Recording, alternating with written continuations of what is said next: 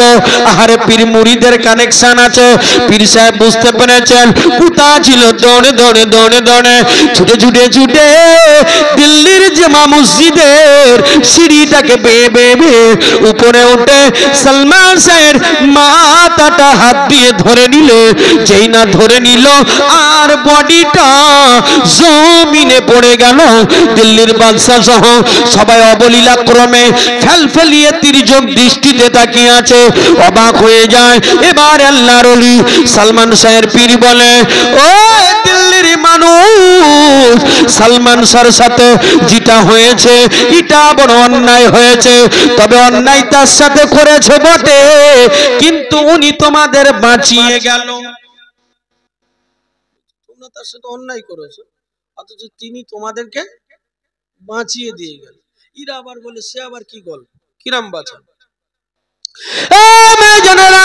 আল্লাহর আলী সালমান শাহ পীর হুজুর আমার বললেন, এই দিল্লি বাদশা, এই দিল্লির মানুষেরা শুনে রাখো, জেনে রাখো, সালমান শাহ একজন আল্লাহর কুতুব বান্দা, আল্লাহর বন্ধু বান্দা, আল্লাহর আলী। সালমান শাহ ওর মাথাটাকে যদি একবার জমিনে ফেলে দিত, জমিনে যদি ফেলে দিত, দিবার সঙ্গে সঙ্গে গোটা দিল্লির জমিন পাতালে তলিয়ে যেত। তোমাদেরকে বাঁচিয়ে দিল। বলে হুজুর উনি বেয়াদবি করেছে, উনি খেলাপি কথা বলেছে, কুফরি করেছে, শিরিক করেছে, বাজে কথা বলেছে। বলে কি বলেছে? বলে বলেছে ইমাম তোর খোদা আমার পায়ের নিচে। বলে ভুল বলে নাই, ঠিক বলেছে। কোথায় বলেছে? অমুক মসজিদে বলেছে, চলো আমাকে নিয়ে চলো। তিনি চলে গেলেন, হাজার হাজার মানুষ পিছনে পিছনে চলে গেল। সেখানে গেলেন, বলে সালমান শাহ কোন জায়গাটায় পা রেখে বলেছিল? বলে হুজুর এই জায়গাটায়। ওই সময় আল্লাহর ওলি ব্যাখ্যা করছে, তোমরা বুঝতে পারো নাই, তোমরা জানতে পারো নাই।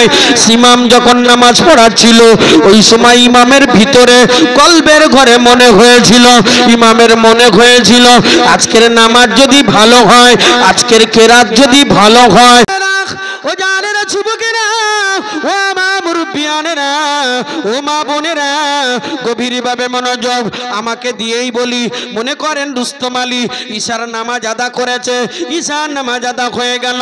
আমি রুস্তম আলী আমার ঈশার নামাজের সওয়াবটাকে নিয়ে, আমল নামাটাকে নিয়ে দুইজন ফেরেশতা প্রথম আসমানে চলে যাবে। ওখানে দারোয়ান আছে, চেকিং হবে।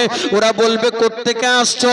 ওই সময় ফেরেশতা বলবে ভারতবর্ষের পশ্চিম বাংলার, ভারতবর্ষের পশ্চিম বাংলার বসিরহাট মহকুমার, বসিরহাট থানা কি হাসনাবাদ থানার অমুক গ্রামের ফুলবাড়ি গ্রামের আব্দুল কাদেরের ছেলে আব্দুল মুমিন ও ফজর এমনি করে ঈশার নামাজ আদা করেছে, ওর নামাজের আমল নামা নিয়ে আসছি। ফেরেশতারা চেক করে দেখবে ঠিকঠাক আছে কিনা। বলে ঠিক আছে, পারমিশন গ্রান্টেড। উড়া চলে যাবে দ্বিতীয় আসমান, দ্বিতীয় আসমানে চেকিং হবে। বলে ঠিক আছে, পারমিশন গ্রান্টেড। তৃতীয়, চতুর্থ, পঞ্চম, ষষ্ঠ, সপ্তম আসমানে পৌঁছালো, পৌঁছালো। এবার আল্লাহর আরশে আজিমে পৌঁছবে। এবারে সবটাকে নিয়ে ফেরেশতা আল্লাহ পাকের কাছে পৌঁছাবে। আল্লাহ পাক দেখে বলবে, ও আমার ফেরেশতারে, এটা আমার উদ্দেশ্য নয়, এটা আমার উদ্দেশ্য নয়। ফেরেশতারা বুঝতে পারে না। আলা বিযিকরিল্লাহ তাতমাইন্নুল কুলুব, বান্দার অন্তরের ভিতরে কি হয়, কলবের ভিতরে কি হয় আমি জানি। জিবরিল জানে না, মিকাইল জানে না, ইসরাফিল জানে না, আজরাইল জানে না, হারুত মারুত জানে না, কোনো ফেরেশতা জানে না, কোনো কৃষ্টি কোনো দৃষ্টি জানে না। ও আমার ফেরেশতারে, বান্দার এখানে যেটা হয়েছে শুধু আমি জানি, আমি জানি।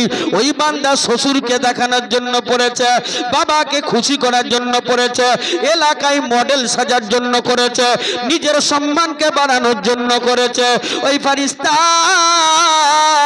এই আমল নামাটা নিয়ে ওই ফুলবাড়ি গ্রামের আব্দুল করিমের ছেলে আব্দুল মুমিনের মুখে ছুঁড়ে মারবি যা।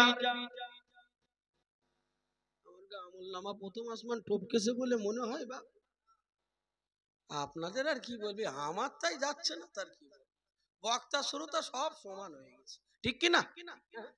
এ উঁচু জায়গায় বসো নিচে জায়গায় বসো, আমরা সবাই কি গুনাহগার। এই কথা বলেন না কেন? আমরা সবাই গুনাহগার তো নাকি?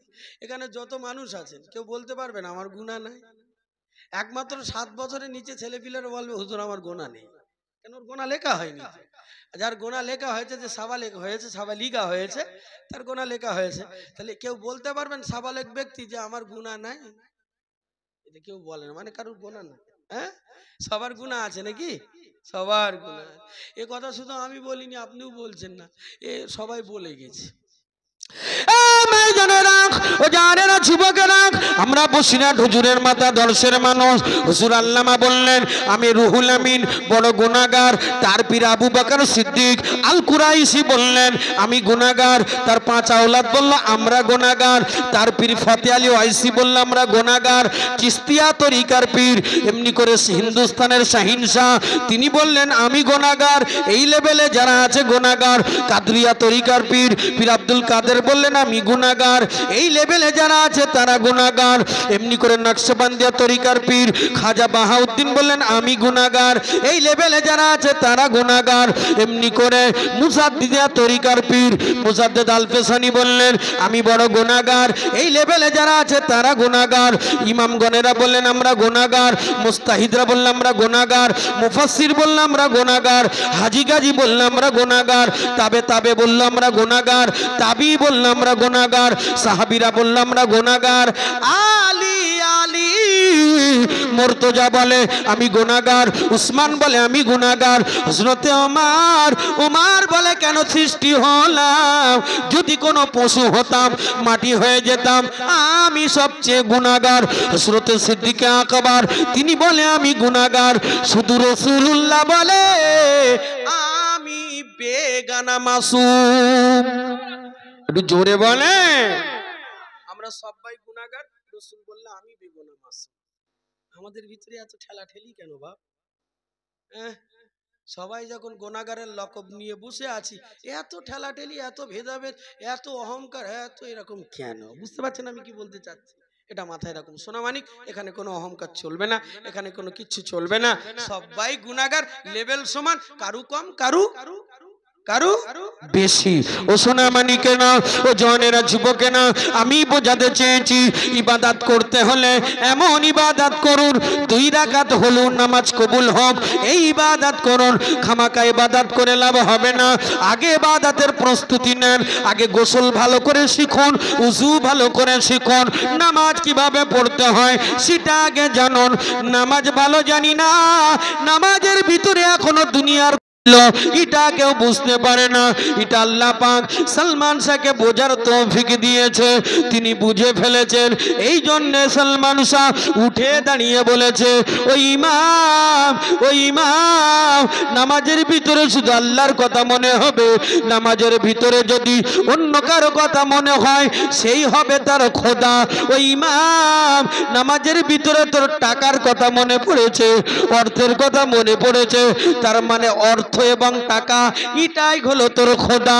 ওই ইমাম দেখলে তোর খোদা আমার পায়ের তলায়। আল্লাহর ওলি বললেন এই জায়গাটা খোঁড়ো। কিতাবের ভিতরে লেখা হলো 4.5 ফুট থেকে 5 ফুট মতো যেই না খুঁড়লেন, কুড়ার সঙ্গে সঙ্গে আগেকার রাজাদের রেখে যাওয়া কিছু টাকা পয়সা পাওয়া গেল। আল্লাহর ওলি হযরতে সালমান শাহের পীর বললেন সালমান ভুল বলে না, নামাজের ভিতরে টাকা কথা মনে পড়েছে, এই জন্যও বলেছি ইমাম তোর খোদা আমার পায়ের তলায়। একবার বলুন নামাজের ভিতরে কার কথা মনে করতে হবে? আল্লাহর কথা যদি মনে হয় ও বান্দা তুই আমার নামাজ আদা করলি, আর তুই আমার নামাজ আদা করলি মানে জান্নাতুন তাজরি মিন তাহতিহাল আনহার, আমি আল্লাহ পাক তোর সেই জান্নাত দিব যে জান্নাতের ভিতরে অটোমেটিক নহর বইছে। একটু জোরে বলে আর দিবে দরুদ আল্লাহ।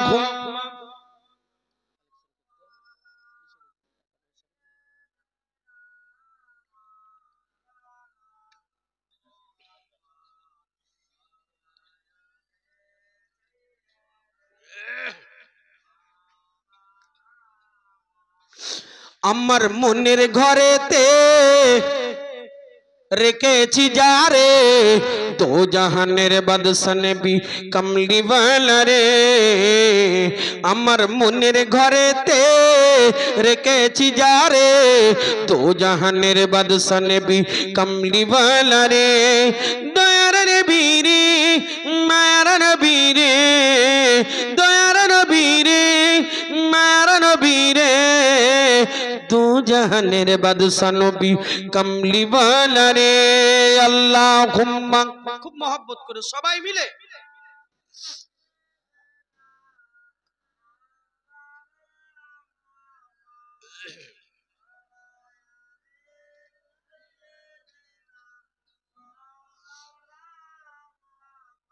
আমি যদি ডানাওয়ালা পাখি হতাম ওই মদিনা যাবার লাগি উড়ে যেতাম ইনশাআল্লাহ বলুন, ইনশাআল্লাহ বলুন।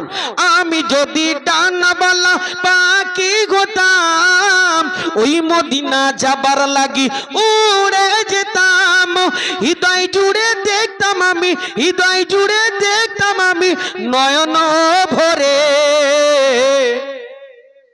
আমার মনের ঘরেতে রেখেছি যারে তো জাহানের বাদশা নবী কমলি ওয়ালা রে দয়ার নবী রে মায়ার নবী রে দয়ার নবী রে মায়ার নবী রে দো জাহানের বাদশা নবী কমলি ওয়ালা রে আল্লাহুম্মা খুব মহব্বত করে সাল্লি আলা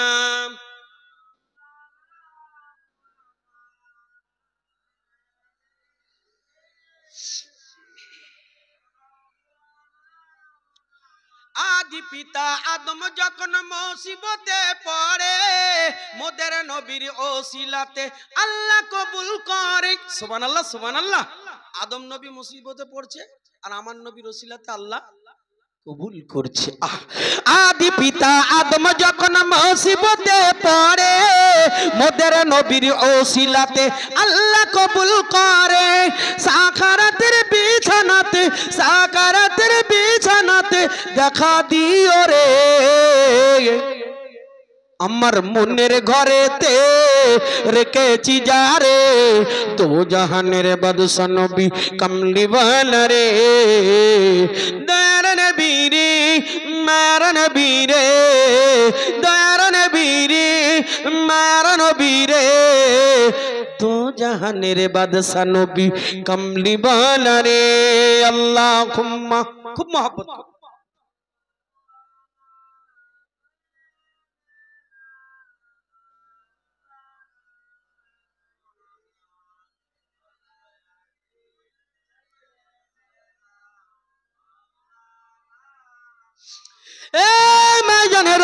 ও জানেরা যুবকেরা ও আমার মুরব্বিয়ানেরা এ পর্যন্ত আমি যে কথা আলোচনা করলাম এখান থেকে বোঝা গেল ইবাদত আল্লাহকে খুশি করার জন্য হবে দুনিয়াতে যত কাজ হবে শুধু আল্লাহর ইবাদতের জন্য আল্লাহকে খুশি করার জন্য রোজার কাজ করলে আল্লাহ খুশির জন্য নামাজ পড়লে আল্লাহ খুশি করার জন্য যে কাজই করবেন আল্লাহকে খুশি করার জন্য আমার মালিক খুশি হয়ে যাবে ও বান্দা তুই আমার ইবাদত কেন করবি না তুই যা চেয়েছিস তা পেয়েছিস তুই আমার কাছে যেটা চাসনি সেটাও আমি তোকে দিয়েছি ও বান্দা তুই আমার কাছে যেগুলো চাস নাই আমি দিয়েছি ফ্রিতে পানি দিয়েছি ফ্রিতে অক্সিজেন দিয়েছি আমের সময় আম জামের সময় জাম কাঁঠালের সময় কাঁঠাল ধানের সময় ধান গমের সময় গম পাটের সময় পাট গ্রীষ্মে গ্রীষ্মের ফসল বর্ষাতে বর্ষার ফসল বসন্ততে বসন্তের ফসল হিমান্ততে হিমান্তের ফসল ছয়টা ঋতুতে কি সুন্দর সাজিয়ে সাজিয়ে শস্য সামলে দিয়েছি ও বান্দা পূর্ব দিগন্তে সূর্য উদিত পশ্চিম দিগন্তে সূর্য অস্তমিত ও বান্দা রাতের আকাশে চন্দ্র দিয়েছি দিবাতে সূর্য দিয়েছি ও বান্দা কখনো ঠান্ডা কখনো গরম কখনো না ঠান্ডা না গরম কখনো বা বর্ষা দিয়ে কি সুন্দর সাজিয়ে রেখেছি ও বান্দা তুই আমার কাছে যা চেয়েছিস তোর অর্থ দিলাম রিজিক দিলাম মান দিলাম, সম্মান দিলাম, যোগ্যতা দিলাম, ইজ্জত দিলাম, যা চেয়েছিস তার চাইতে বেশি দিয়েছি। ও বান্দা বলেছি তুই আমার ইবাদত কর, করলি না, আমি তোর ইজ্জত কম রাখি নাই। তুই আমার ইবাদত কর, করলি না, আমি তোর টাকা পয়সা কম দেই নাই। এ ভাইজানেরা, হিন্দু ভাইরা কি আল্লাহর ইবাদত করে? কথা বলে। খ্রিস্টান ভাইরা কি আল্লাহর ইবাদত করে? ওদেরকে কি টাকা দেয় নাই? ওদেরকে কি রিজিক দেয় নাই? ওদেরকে কি সম্মান দেয় নাই? ও বান্দা, এটা দুনিয়া ফ্রি সার্ভিস। তুই যা চাবি তা পাবি, না চাবি সেটাও পাবি। তবে শুনেলে কিয়ামতের দিনও হবে ফাইনাল খেলা। ওই দিনকে আমি আল্লাহ 16 আনা বুঝে নেব।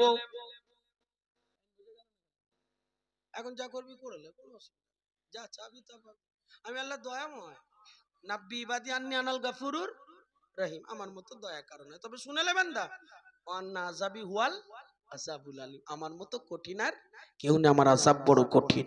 এ ভাইজানেরা, ও জানেরা, যুবকেরা, আমার মুরব্বিয়ানেরা, আমি বলতে চেয়েছি, আমি শুরু থেকে কোরআনের কথা বলেছি, কোরআনের কথা বলেছি। সেই উপযুক্ত কোরআন থেকে ছোট্ট একটা আয়াত তুলে ইবাদতের কথা বলেছি।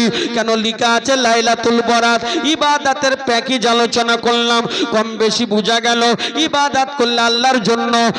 আর এমনি করে যদি কোনো সওয়াব পৌঁছায়, অন্তর থেকে নিয়ত করতে হবে, নতুবা কোনো সওয়াব পৌঁছবে না। আপনি হজে যাবেন, হজে, এ বাবা আপনি নিয়ত করেননি, 6 লক্ষ টাকা বেকার হবে। আপনি হজে যাবেন, নিয়াত করেছেন, নিয়াত করেছেন হজে যাব, যেতে পারলেন না, হজ কবুল হয়ে যাবে।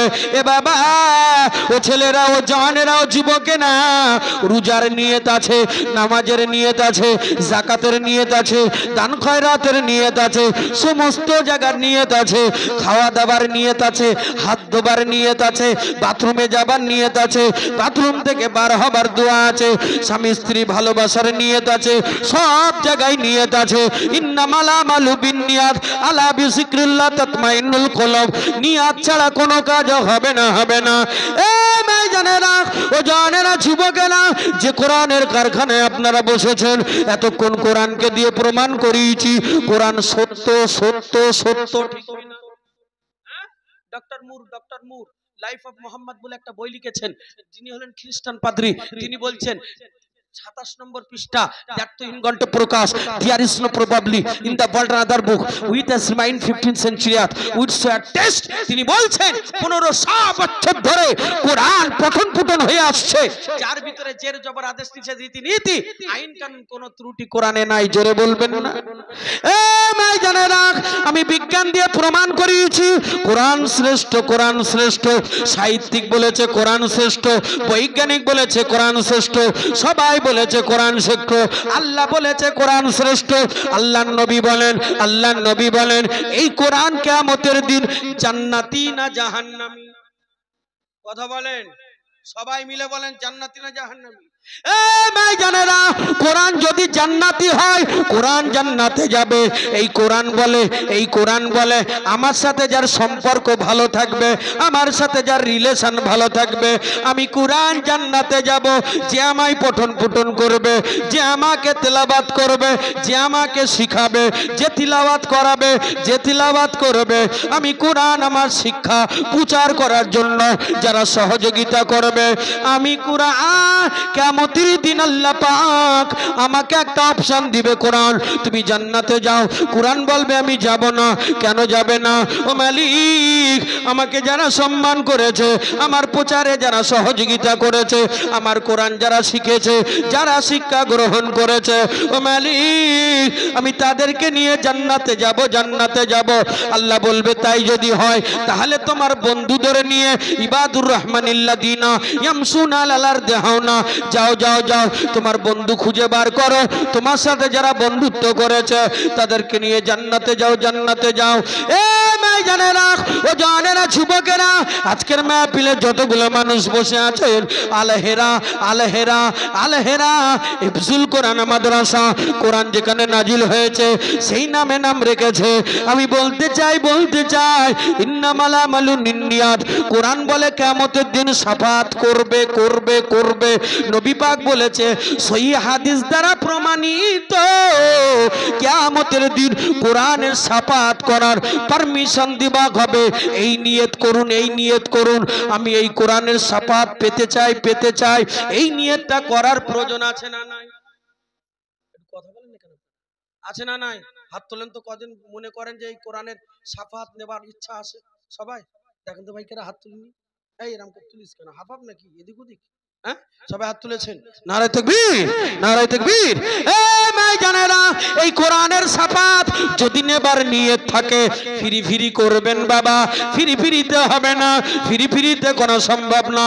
একটা নিয়ত করে নেন, ও মালিক, এই কোরআনের কারখানা, এতিম বাচ্চা পড়ে, গরিব বাচ্চারা পড়ে, এই কোরআনের শাফাত কিয়ামতের দিন পাওয়ার জন্য ও মালিক আমি নিয়ত করলাম আগামী বছর অথবা কোনো একদিন বছরের ভিতরে এই কোরআনের শাফাত পাওয়ার জন্য কলবের ঘর থেকে নিয়ত করছি, আল্লাহ পাক আগামী বছর অথবা বছরের ভিতরে 3000 টাকা আমি দিব।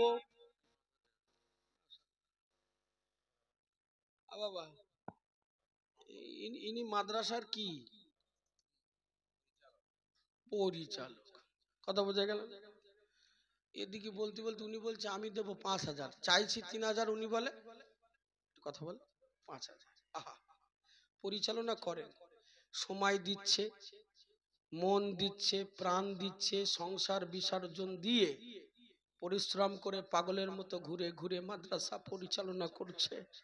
আবারও বলছে, ভাই আমি আমার এই কোরআনের কারখানায় যেটা আমি পরিচালনা করি, ছোট ছোট গরিব বাচ্চাদের নে, আমি সেখানে 5000 টাকা দেব, আবারও টাকাও দেব। আপনারা খুশি না বেজার? হ্যাঁ, তাকবীর দিবেন না? নারায়ে তাকবীর। জোরে বলবেন না নারায়ে তাকবীর? নারায়ে তাকবীর। জনাব হাফেজ মাওলানা আহমদ আলী সাহেব বলুন জিন্দাবাদ, হাফেজ মাওলানা আহমদ আলী সাহেব বলুন জিন্দাবাদ, আল হেরা হিফজুল কোরআন মাদ্রাসার পরিচালক বলুন না জিন্দাবাদ। নারে তাকবীর। 5000 টাকা বলুন মারহাবা, 5000 টাকা বলুন মারহাবা। রব্বুল আলামিন আল্লাহ ইলাহি খাজানাতে দুইটা হাত উঠালাম, ও মালিক কোরআনের কারখানা পরিচালনার দায়িত্ব যার হাতে দিয়েছেন, আল্লাহ শুধু সময় দেয় নাই, আল্লাহ মন প্রাণকে উজাড় করে নাই, আল্লাহ অর্থ দিয়েও কোরআনের কারখানাকে ভালোবাসে। ও মালিক, যে কোরআন আপনার কাছে আমানত ছিল আপনি আমাদের কাছে দিয়েছেন, আল্লাহ সুন্দর করে পঠন পুটন করায় আবারও তিনি 5000 টাকা দেবেন। আল্লাহ পাক তার নিয়াত আপনি কবুল করে নেন। আল্লাহ মাই মুরব্বি যারা কবরে আযাব থেকে নাজাত দেন। ও মালিক, মরণের আগ পর্যন্ত খওবে এলাহির সাথে মাদ্রাসা পরিচালনা করার তৌফিক দান করেন। ও মালিকের পূর্ণ জাযা কিয়ামতের দিন নাজাতের ওসিলা করে দেন। ও মালিক, আজকের মাহফিলে কোরআনের কারখানাতে যারা এসেছে, আল্লাহ আপনি তো বলেছেন লান তানালুল বিররা হাত্তা তুনফিকু মিম্মা তুহিব্বুন, যারা দান করে তাদের মহব্বত করে। ও মালিক, নিয়াত করেছে কোরআনের শাফাত পাবো কিয়ামতের দিন। আল্লাহ পাক কিয়ামতের ময়দানে তার উত্তর পুরুষ পূর্বপুরুষ সবাইকে কোরআনের শাফাত নসিব করুন। ও মালিক, আজকের মাহফিলে যারা হাজির হয়েছে, আল্লাহ কোরআনের শাফাত পাবার আশায় সবাইকে কম বেশি সহযোগিতা করবা মতো তৌফিক দান, বলুন আমিন। এটা তাকবীর দান তো, নারায়ে তাকবীর। জন যুবক ভাই উঠে যাবেন না ভাই, কেউ অনুরোধ করছি এই মুহূর্তে কোরআনের কারখানা থেকে উঠে যাওয়াটাকে, এক্ষুনি কাজী হুজুর আসবে, কেউ উঠবেন না। কোরআনের কারখানা থেকে উঠে যাওয়াটাকে আমি চরম বিয়াদবি মনে করব। তার কারণ এটা কোরআনের কারখানা, এটা ছোট্টখাটো মাহফিল নয়। এর বেউজ্জতি মানে বড় বেউজ্জতি। আর একজন গোপনে 5000 টাকা, একটু তাকবীর দেবেন জন যুবক ভাইরা, একটু জোরে দেবেন নারায়ে তাকবীর, নারায়ে তাকবীর, নারায়ে তাকবীর।